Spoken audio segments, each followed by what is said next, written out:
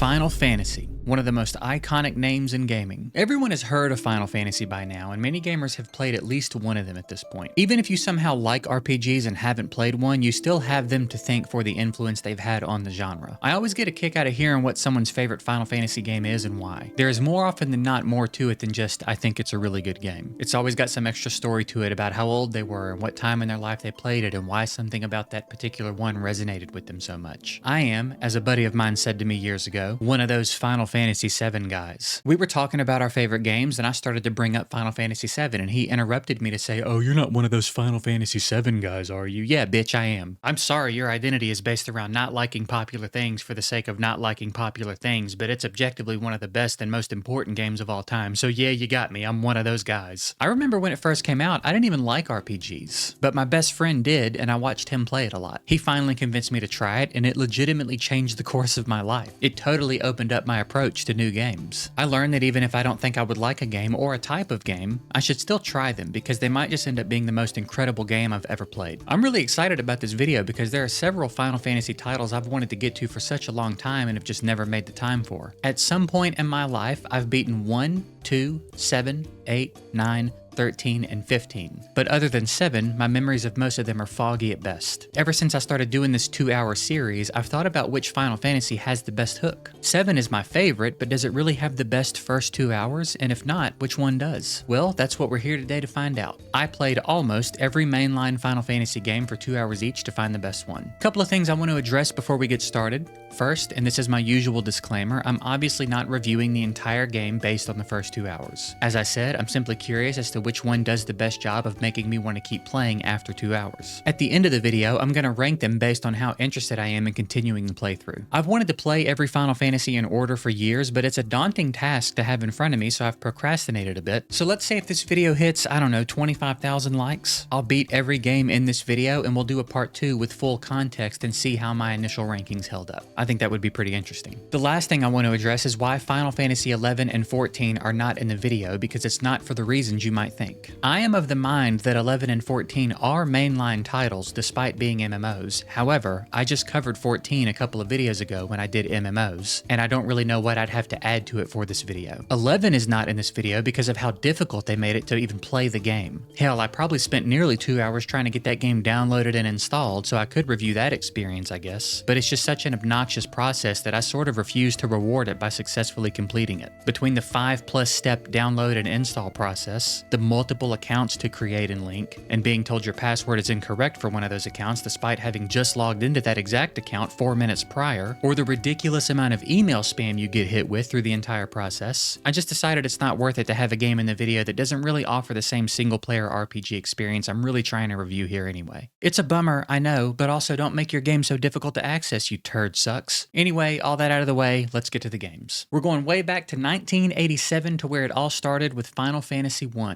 It didn't make its way to the US until 1990, but it came out in Japan in December of '87 when I was just a little over a year old. It's really cool to go back and see where such an important franchise began, and if you've played any other Final Fantasies, you'll probably be able to see some of the inspiration in one way or another. Final Fantasy I is just very classic in every sense of the word. Your characters aren't really people you can get invested in at all, they're just a job that you can name if you like. You don't have any dialogue or personality or backstory really, you're just the warriors of light setting out to save the world. The story is also very generic, and I don't mean for that to sound like an insult at all. This game came out in 1987 and I'm reviewing it in 2026, so of course the story is going to feel a little basic. You begin the game with the king asking you to save his daughter, who's been kidnapped by a defector, and it's sort of your introduction to what you're getting yourself into. You'll have to grind a few levels, get some better equipment and buy some spells, and then go take on your first boss fight. From here the game opens up a little bit and you're able to start exploring the world, and it's really just a lot of kings needing your help. Just a bunch of weak-ass kings who don't know shit from poop, and depending on how you explore, you'll stack up a bunch of different people who all need a specific thing. And once you figure out what the first thing is you were supposed to do,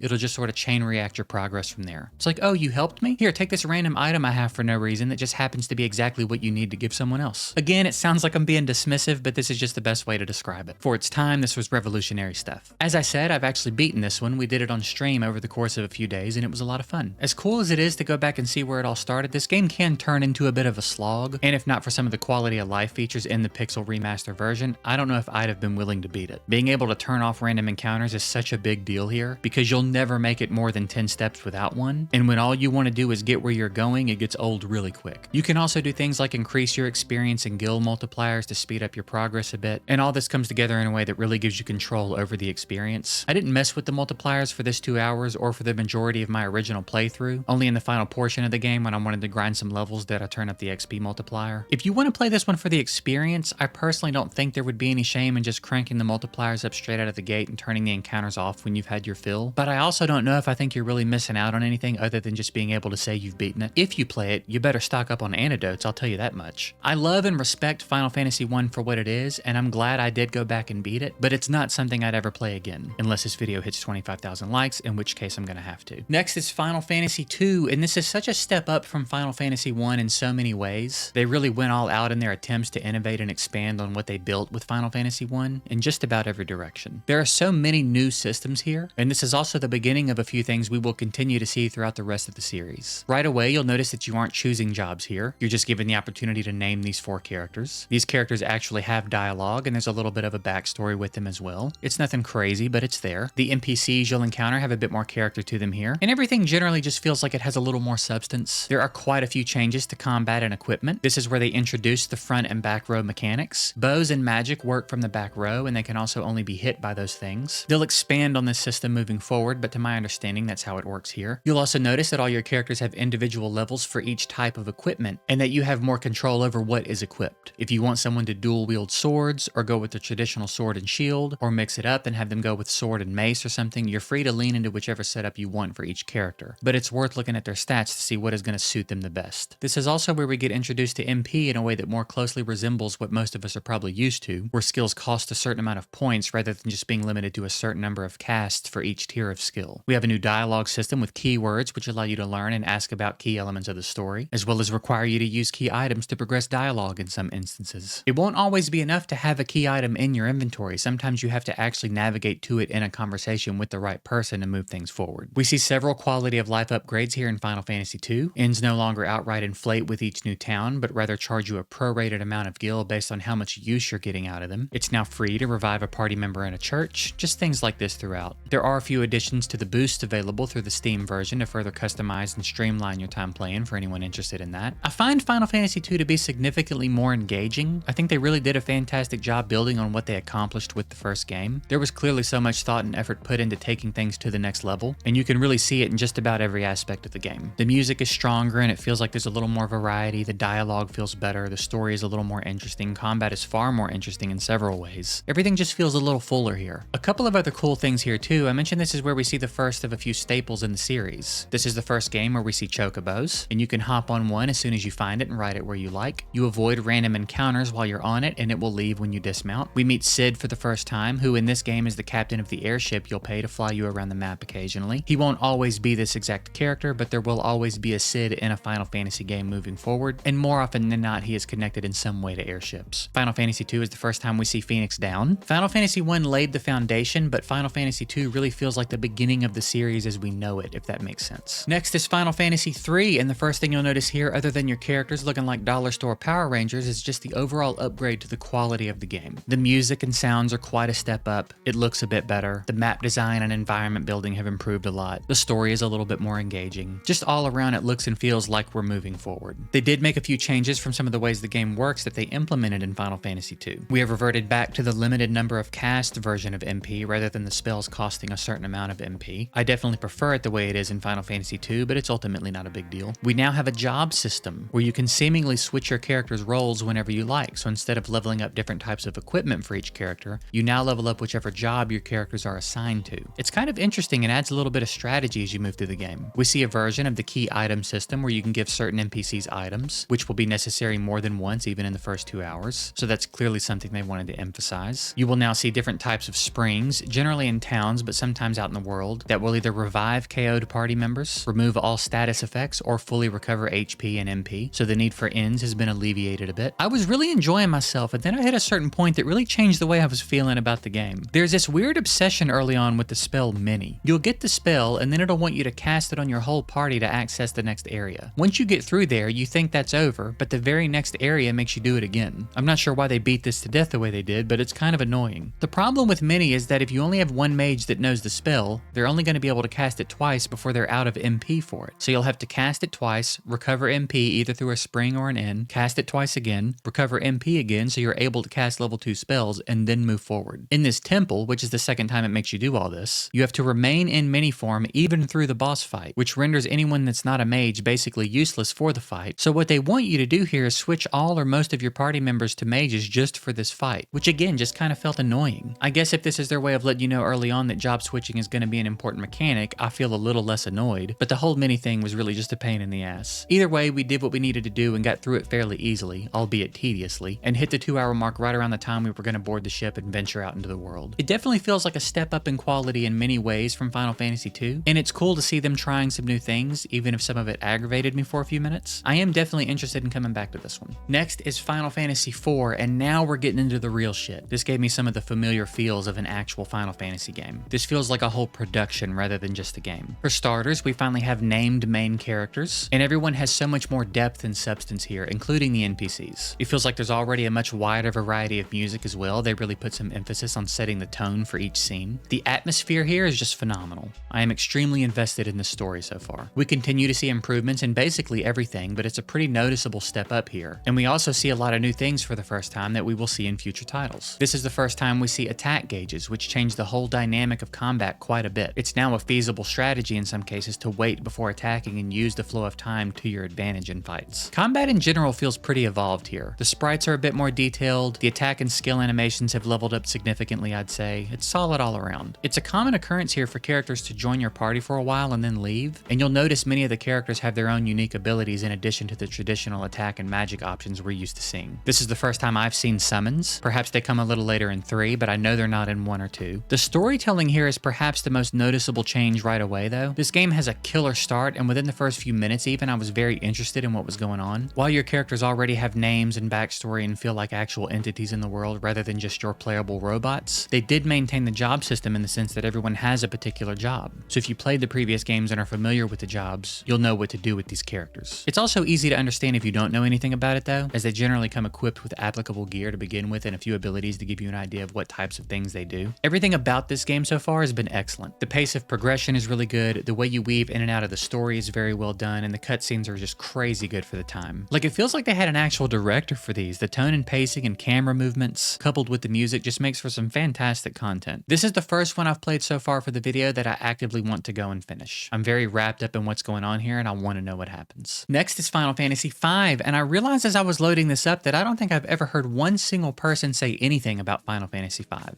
Good or bad. Like, I don't think I've ever had it come up in a conversation or seen anyone mention it anywhere. And I guess I sort of understand why after playing it for 2 hours. I have some mixed feelings about it so far. From a gameplay standpoint, I'm enjoying it and I see more of the new things they're trying, or perhaps in some cases I should say things they seem to be trying to refine. The job system is back in that you can switch jobs among your characters again, but they've added on abilities to them which makes things pretty interesting. You can switch someone to a job long enough to learn certain abilities, and then switch them to another job while still maintaining access to the abilities they learned from the other job. So there's a lot of potential to mix things up. There's a decent tutorial built in that explains it pretty well. You start off with a pet chocobo, which is pretty cool and different. At a certain point, you get to fly a dragon around for a little bit. They were definitely trying to show you some cool stuff earlier in this one than they have previously. The writing here was a little bit off to me. I don't think it's necessarily bad, but it just feels different than it did in 4. Some of it's hard to explain, but some of it that I can explain without giving any huge spoilers is like, you'll find yourself in a predicament and then it'll just solve itself because someone changed their mind. Or you'll need an item from someone and they'll say no, but then they'll just change their mind and give it to you. And then there's been some stuff where it's like, oh no, this awful thing happened. Just kidding, no it didn't. Just kidding, now it is actually happening. And it just kind of feels amateurish compared to what I've come to expect from a Final Fantasy game. Again, it's not like it's awful or anything. The game is still enjoyable. I just don't find myself invested in the characters or what's going on as much as I'd like to. I will say they have continued to improve their ability to be cinematic. Cutscenes and everything here are all really well done, and some of the music straight up bangs.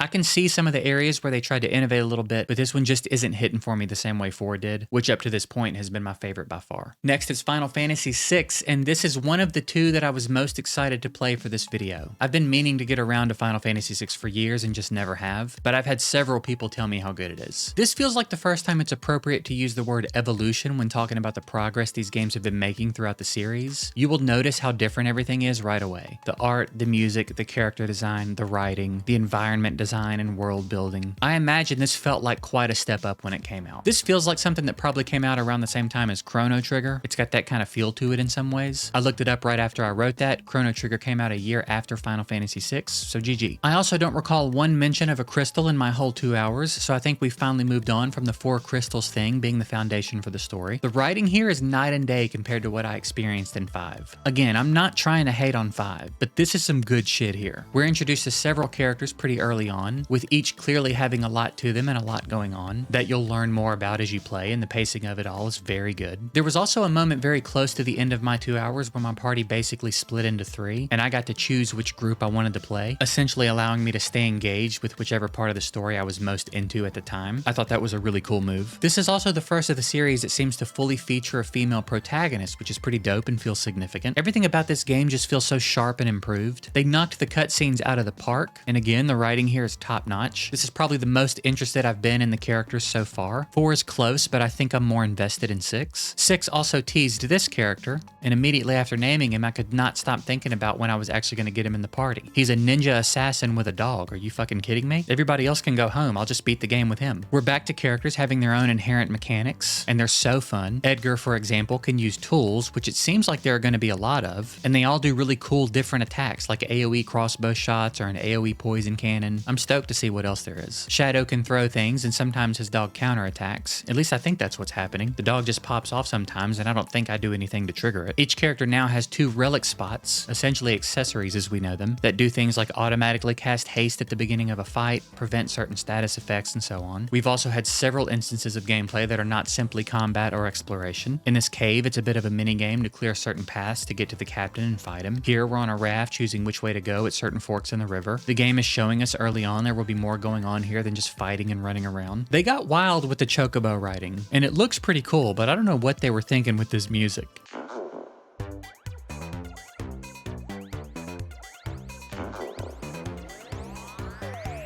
This music is about the only thing in the game I don't care for. Final Fantasy VI is shaping up to be a phenomenal game. I'm very excited to keep playing it. Next is Final Fantasy VII, and the way you just immediately know that you're in for something different than anything you've seen before here is really cool. I use the word evolution when talking about 6, and I'm going to use it again here, but with so much more emphasis. Not only is this an evolution in the series, but it was really a revolution in gaming as a whole. This game was such a big deal when it came out because it was so different than anything we'd seen before in so many ways. But I'm not trying to give a history lesson here, and if I'm not careful, I'll gush about this game for an hour. Let's talk about the first 2 hours. I really tried to disconnect myself from this one as much as possible, forget that I knew what was going to happen, and just try to let the first 2 hours tell me about the game. As much as I pride myself on being able to operate outside of my bias, I'm aware that in this case, it's probably impossible for me to completely do that, so just know as you listen to this that I'm aware of it. The first 2 hours here is quite a trip. There's a lot to take in. You'll pick up on the fact fairly early on that we're dealing with a different tone and a much more in-depth style of storytelling. We're getting to know a lot more about the characters in the world than we have in previous titles. We start as Cloud, a mercenary hired by Avalanche to help carry out a mission to bomb a Mako reactor belonging to Shinra, the big evil corporation of the story. We learn early on that we used to be affiliated with Shinra in a program called Soldier. Barrett, another playable character, is very passionate about stopping Shinra from draining the planet of its energy through these reactors, which is why we're trying to blow them up. Not long after the mission, we meet Tifa, another playable character, and find out that she and Cloud have a bit of a past. I'm not doing a full-blown review of the story, but I'm saying all this to show just how much emphasis they're putting on the story here and all the seeds they're planting for things to develop later. All of the characters we've seen so far have very distinct characteristics and personalities, backstories, motivations, and the way it rolls all this out while also making us feel the size and stakes of the world and what's going on is really well done. We also get to see that this is not just a story and combat game, as the world is pretty interactive and there are several instances where we're almost playing mini games in attempts to deal with what's going on. You're given a lot more control over your own dialogue here too, and see glimpses of the notion that your answers might actually have an impact on what happens sometimes. The story's very engaging, and I really think it's all but guaranteed that within the first 2 hours, you'll find yourself attached to at least one of the main 4 playable characters you've been shown. And don't get me started on the music. Music was so clearly a priority here. The weight and energy it carries and the way they use it to set the tone for each area and character is incredible. They really went nutty bonks with the music in this game. It's just phenomenal. Combat is great. It's familiar from the previous games with several new mechanics and systems. Materia perhaps being the most notable. There's a solid, quick little tutorial at one point that explains the basics to you, and it is essentially how you will equip your characters with different magic spells and abilities, among other things. We now have limit breaks, which are special abilities unique to each character that you can use after taking enough accumulative damage. The animations for attacks and magic and limit breaks and everything are all awesome. The design of the maps and the world building are really damn good. It's not hard at all to pick up on the vibes of whatever area you find yourself in without any of the NPCs having to outright explain to you how you should be feeling. The cutscenes are amazing and were just mind-blowing for their time. Everything about this one has just been fantastic so far, and again, I know I'm coming in with a pretty intense bias here, but I also think I love it as much as I do for a reason. Lots of reasons, actually, so it's not like I'm just making stuff up. It really is just incredible, even in the first 2 hours, and even though I've already done a 100%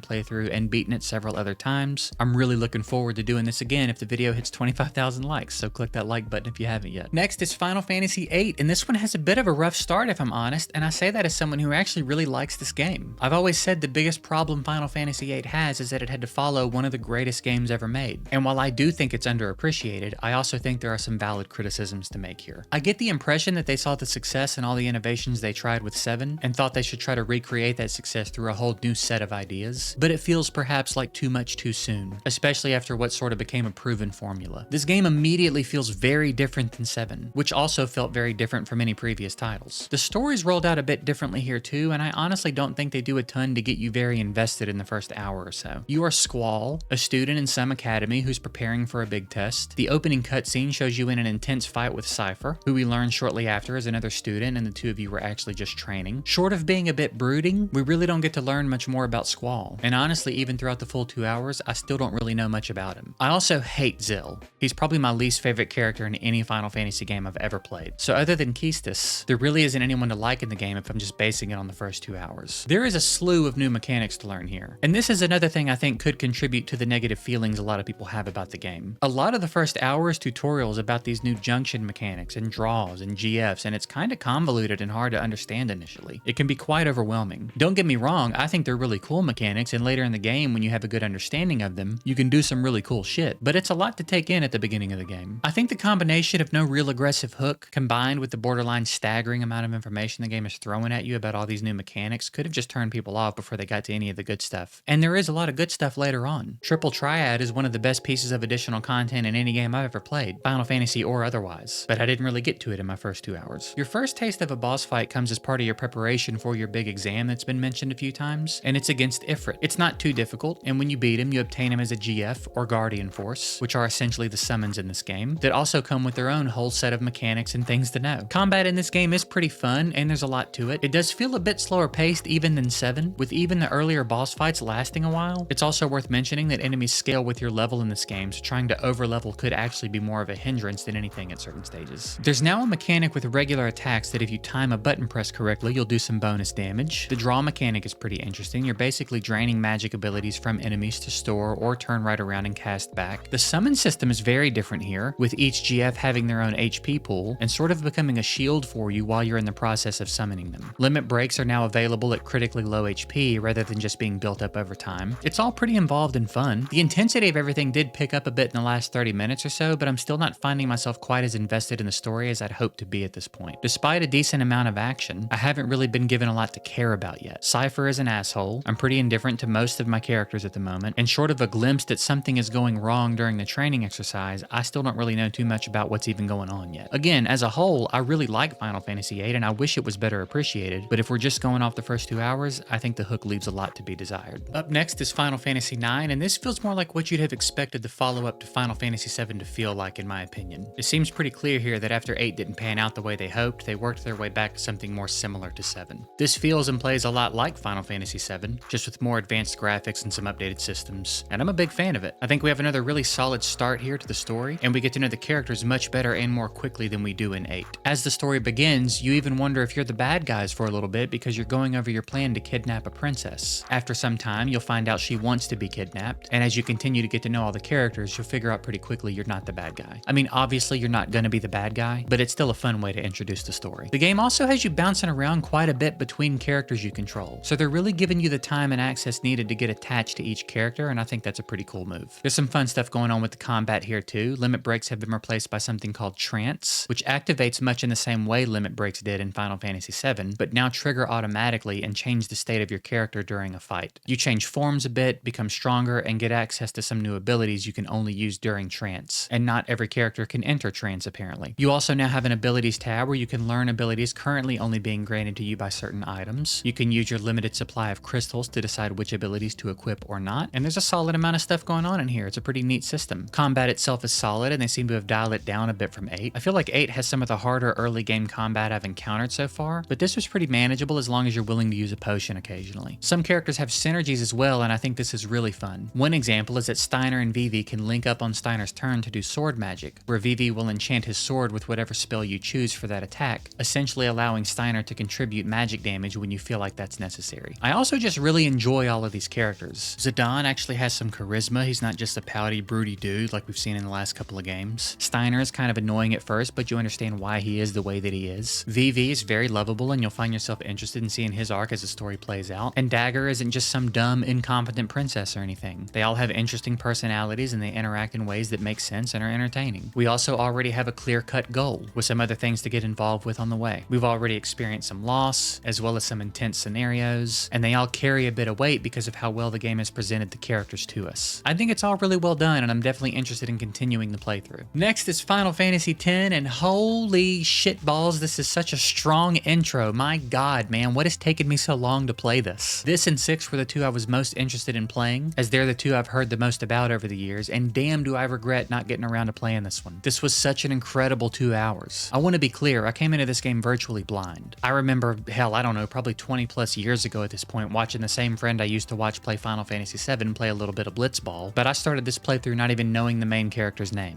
Like, I legit know nothing about the game, except that it's probably the second most common answer I hear when asking people what their favorite Final Fantasy game is. And if the start is any indication, I totally see why. You start as Titus, who is a star Blitzball player for his city's team. The city gets attacked in the middle of a game, and after a little introduction to combat and a boss fight, you end up in the middle of nowhere in an unrecognizable place. The pacing of the story and the way they keep you wondering what's going on is really good here. You soon find out you're 1,000 years in the future, shortly after which you're attacked again and wake up on a tropical island. You're given a little bit of backstory throughout all this for Titus, so you understand what some of his struggles are going to be and all that. Titus also narrates the story occasionally, like he's telling it after it's all over, Wonder Year style. And if you understand that reference, I hope the back is feeling okay today. Mine's pretty tight, but what else is new? Titus is a little bit annoying in moments, but overall I do like him a lot, and I really like the other characters I've been introduced to so far. Waka is a G, and has some really good voice acting as well. Combat feels amazing in this game. It flows so smoothly, and each character feels very different to use and functions differently. Everyone seems to have their own unique mechanics and stuff. I'm excited to get deeper into it all. There's also this new sphere grid that honestly looks a little intimidating upon first glance. It's akin to the first time you look at the skill tree in Path of Exile for anyone who's played that. I'm sure it's not actually that complicated, but it looks similar. There's also an option at the beginning of the game to choose an expert version of the sphere grid. I don't know what that does, but I decided to stick with the standard for my first playthrough. It essentially seems like how you're going to power up your characters, and perhaps will be how they learn new abilities and stuff. I also got briefly introduced to something called the Cloister of Trials, which look like they're going to be puzzles of sorts to solve to advance to the Chamber of Faith. I don't know what any of that really means just yet, but I'm excited to get into it. This felt like a damn near perfect introduction to a game. I feel like I got the perfect amount of information for all the important characters so far. There was enough combat to be interesting without being annoying, and again, the combat's just so smooth here. I'm made aware of some of the extracurricular content like the trials, and at some point I know I'm going to get to play some Blitzball, and who knows what else. Yuna is a summoner, and I got the opportunity to name an Eon shortly before we left the village, so I assume that's going to come into play soon as well. The cutscenes look incredible. Honestly, the whole game looks really good, and everything just feels so sharp. It also had a couple of tutorials, but I didn't really encounter them until around 40 minutes or so, and they also weren't super convoluted or anything, just quick intros to a few of the new systems. Like I said, this was just about perfect. I really can't think of anything I'd change to make it better, and I am very excited to keep playing Final Fantasy X. Next is Final Fantasy XII, and man, I really hate saying this, but I didn't like this one much at all. It didn't really even feel like a Final Fantasy game to me. You know what it felt like? It felt like someone who's never made a game, who also really likes Star Wars and Aladdin, was given a huge budget and someone said, okay, we're gonna have our very talented team make the cutscenes for you, but everything else is up to you. It's very possible this one is just a really slow burn and it does get better at some point, but man, it's a rough first 2 hours. When it first started, I was really into the style of everything. I got heavy Star Wars vibes from the opening cutscenes and the first bit of gameplay, and I don't really even like Star Wars, but I do think the aesthetic and everything is dope. One thing is that the first hour of this game is mostly cutscenes. You'll do a minimal amount of running around and a couple of fights, but it's mostly cutscenes, which wouldn't be a big deal if most of it wasn't so fucking boring. I don't really have any feelings about Vaughn other than that I hate his haircut. A lot. I hate it real bad. None of the other NPCs were particularly interesting to me. I liked Penelo well enough, but still didn't really care either way if she was going to be involved. I didn't really even like the environments. The maps are all kind of ugly and blocky and weird. When you leave town, the open world is just so ugly and boring. I really didn't like it. If there was something I did like, it was how seamless you're in and out of combat. Combat just sort of happens now. There's no more whooshing into battles or victory dances, which is cool. The combat is still turn-based, but you can move around, which sounds cool, but after doing it for a bit, I guess I'm just kind of like, why? If you'd have just explained this idea to me, I'd have thought I was gonna love it, but in practice, at least done in the way it's done here, it really just seems like it takes all the oomph out of the battle. I thought maybe there would be some dodging mechanics or something, but in the time I spent playing, there were not, so the running around thing truly just seems pointless. And I found myself more annoyed by combat than anything, because now I have to chase shit around and make sure I'm in range to hit it, but I also can't just hit it. I still have to wait until my attack gauge is full before my character will attack. I really didn't know anything about this one coming in, similar to how I went into Final Fantasy X. I couldn't have even told you the main character's name here before I played. With 10, if you'd have shown me a picture of Titus, I would have at least been able to say, yeah, that's the Final Fantasy X guy, but I wouldn't have even recognized Vaughn, so I legit knew nothing coming in. And I'm always excited for a new Final Fantasy, but damn, this one was a bummer. I didn't find myself caring about the story or the characters. It's been my least favorite combat so far, and I didn't really even feel compelled to explore because the world outside of the cities is ugly and boring and the environments within are just uninteresting to me. And the camera's really annoying at times. It's a shame, but Final Fantasy XII is easily my least favorite of them all so far. Next is Final Fantasy XIII, and I must have played this game right when it came out because I know I've beaten it, but all I really remember from it are Lightning and Saz, and that I enjoyed the game as a whole. None of the first 2 hours were familiar to me, and I have no idea what's going to happen. That being said, based on the first 2 hours, I dig this one. We're back to something that feels like Final Fantasy to me. I really like Lightning. She's high on my list of favorite Final Fantasy protagonists for sure, so we were off to a pretty good start. The opening cutscene is fantastic, and the game drops you into the action pretty quickly, and it does a good job of sort of maintaining the intensity of what's going on. What's actually going on is hard to fully understand for a while, as there is a lot of context missing and they keep talking about a purge and cocoon and l'Cie and pulse l'Cie and fal'Cie, and piecing it all together feels like it takes a while, but it does start making more sense as you go. The voice acting here is pretty solid, much better than whatever was going on in 12. I really like the combat here. We're back to something that more closely resembles the traditional turn-based system we're familiar with, but with several new mechanics, and one where enemies and your characters all move around the battlefield in more of a dynamic way. It's all automatic, you're not controlling anyone's movement, but it just makes it look a little more hectic, like an actual live fight has taken place. It's pretty cool. You also have this auto battle button where your character will choose from whatever abilities they have available, and you only control your character. The rest of the team does their own thing, but there are systems in place to sort of assign roles so that they'll focus things like healing or helping you stagger enemies, and you can actually change formations mid-fight that will change everyone's role depending on the situation. Everyone's health fills back up after each fight is over, which lends itself to more difficult fights more frequently, I think. It's nice to not have to potion up after every fight, and I think this change makes sense given the way combat works now. You're in and out of combat pretty fast here too. It's not quite seamless like it was in 12, but it's still faster than the older games. We have another case here of bouncing around a few different playable characters where you basically have 3 different sets of characters to play who are all, for one reason or another, heading to the same place until they eventually meet up and the story sort of crescendos and they all end up together. I'm not entirely sure crescendo is the right word for that, but in the words of almost every dude I went to high school with the first time they had sex, I'm leaving it in. The joke there is that everyone I went to high school with had kids before they got out of high school. It's a good joke, trust me. I actually like most of the characters for the most part. Snow is kind of cheesy sometimes, and I like Vanille, but I think they got a little bit silly with her voice acting at times. Well?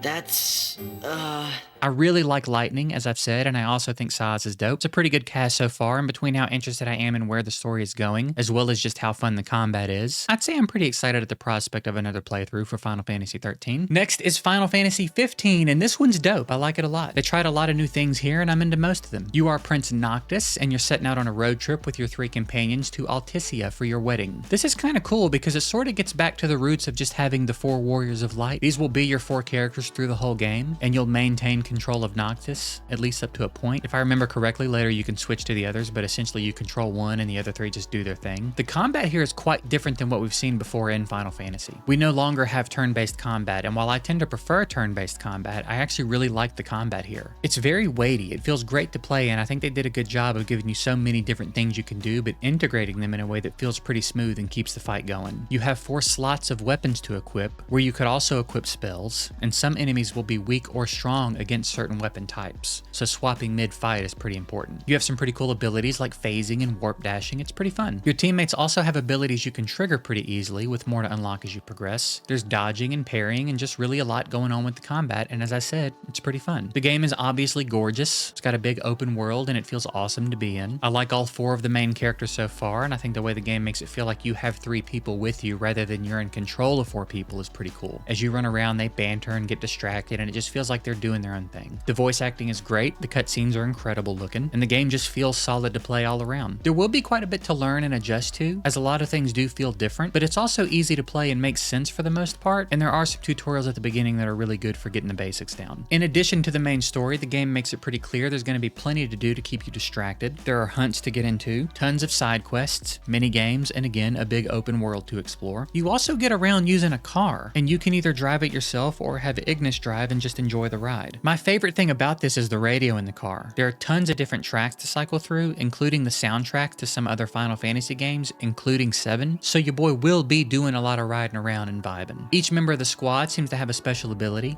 Noctis likes to fish, which has a pretty involved minigame. Ignis cooks when you camp, and meals have different impacts on the team, so I imagine that will become more important later on. When I played this several years ago, I sort of just streamlined the main quest line for the most part. I played it on stream over the course of a few days. It took me a little over 30 hours to beat, so if you were trying to see more of what's going on in the game outside of the main story, I can only imagine how many hours you could get out of this game. I actually liked everything about these first 2 hours. I would definitely be down to give this another playthrough, and one where I take my time and try to see everything the game has to offer. And last but not least, we have Final Fantasy 16, and man, what an incredible opening to a game. This was unbelievable. Everything about this was fantastic. The story is excellent so far. I'd actually watch this if it was a show on Netflix. It has a real gritty medieval tone to it. It's very Game of Thrones vibes in a lot of ways, and some of the environments sort of gave me Witcher 3 vibes as well. The game is just fucking stunning. Just absolutely gorgeous, and I really like the presentation of everything. The way it weaves you in and out of cutscenes is so seamless you don't even clock it sometimes. The voice actors are given some killer performances here, which makes it that much easier to get invested in the story, and invested in the story I am. Holy shit, this is good. What's crazy too is that it's almost like they knew someone was going to make a video about the first 2 hours, because literally at the 2 hour 1 minute mark I had this title screen flash back up, basically indicating I was done with the intro to the game. The first 2 hours almost plays like a full game on its own, and builds up to this epic boss battle where you're a phoenix fighting this icon of fire. I also felt all the emotions in the first 2 hours. There were times where I was a little choked up,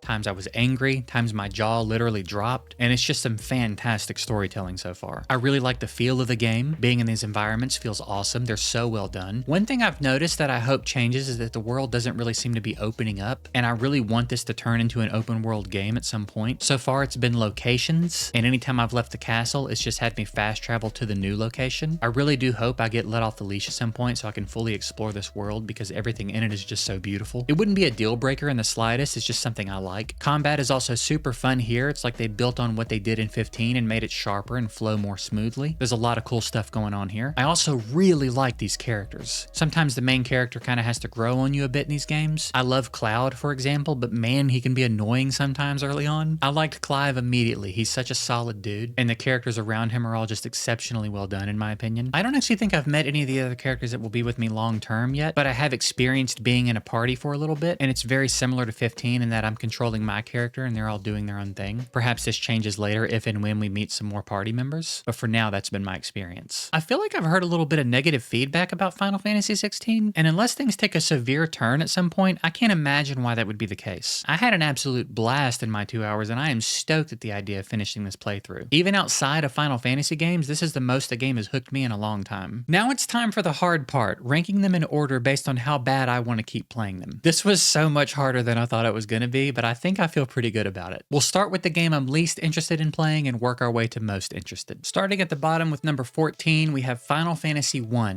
and I hate ranking this last because, as I said, I love and respect and appreciate it for what it is. It's the beginning of such an iconic and important sector of the gaming industry, but it's also 2026 and I have to be realistic and honest about what holds my attention, and this just doesn't have much for me anymore, especially put up against every other Final Fantasy game. At number 13, we have Final Fantasy II. This one is here for very similar reasons that one is in last place. Despite the updates to the gearing system and a story with a bit more substance, I think there's just too much going on in the rest of the games for this to be able to rank any higher. At number 12, we have Final Fantasy XII. This one is barely above Final Fantasy II. I want to be clear about that. And I think the only reason it's above Final Fantasy II is that I think I have some degree of faith in them not to make a bad game. There's something in me that feels like this has to get better, and that alone makes me more interested in playing this than Final Fantasy II, but only by a little bit. At number 11, we have Final Fantasy VIII. It's a bummer this is ranked so low because I really do love this game, but this is not a very good first 2 hours. There's no real reason to care at all about any of the characters so far, and despite there being a little bit of action, it still feels kind of uneventful. It's just kind of odd vibes in the first 2 hours. At number 10, we have Final Fantasy V, and again, this one didn't seem bad, but it was a bit less interesting than most of the other games in the video. It has a little bit going for it though, in the characters and some of the new and interesting stuff it's trying, and I find myself a little interested in how the game continues to open up. At number 9 is Final Fantasy III, and this is where we enter the territory where I'm actually interested in continuing the play, and of the games I actively want to keep playing, this is the least of those. I think it shows some potential to make you think outside the box a little bit, and the fact that I was just sort of hitting a point where I was really going to get to venture out into the world helps amplify the curiosity a bit. At number 8 is Final Fantasy XIII. It just seems solid in every direction. I'm not expecting anything mind-blowing, but it does seem like it's going to deliver a pretty solid experience all around. It's mechanically interesting and fun. The characters are all pretty cool, and there are even a couple I'm particularly fond of in Lightning and Saz. And the story so far has been pretty engaging. I feel like I'm in for a really solid experience here. At number 7, we have Final Fantasy XV. I love a good open world, and this one is very big and pretty. I like all 4 of my characters. I like the story. I like everything I've been shown that isn't essential to the main plot, like the fishing and other little things like that. Makes the game feel full and easier to get immersed. I think the driving thing is a cool, different take compared to what we're used to seeing. Combat's very fun, and it just feels like there's more than enough to engage with here. At number 6 is Final Fantasy IX. The vibes here are excellent. We have a main character that's very easy to like right away, and the other characters so far are also good. It feels really good to play. There's some cool stuff going on with the combat, and the style of storytelling here is pretty engaging. The way it's regularly telling you the story from different angles is pretty fun, and they really seem to emphasize letting you get to know all your characters a little more intimately than simply through the main character's experience with them, which is not necessarily the only time we see this in the Final Fantasy games, but I think they did it really well here. At number 5 is Final Fantasy IV. I am really into this story. The characters are very interesting, and the gameplay is also a lot of fun. The battle mechanics show a lot of promise, and they wasted no time showing you stuff like summons and some of the more interesting things going on in the combat. The presentation and storytelling and everything about this one were all excellent, and I actually feel like I need to know how the story plays out. At number 4 is Final Fantasy VI.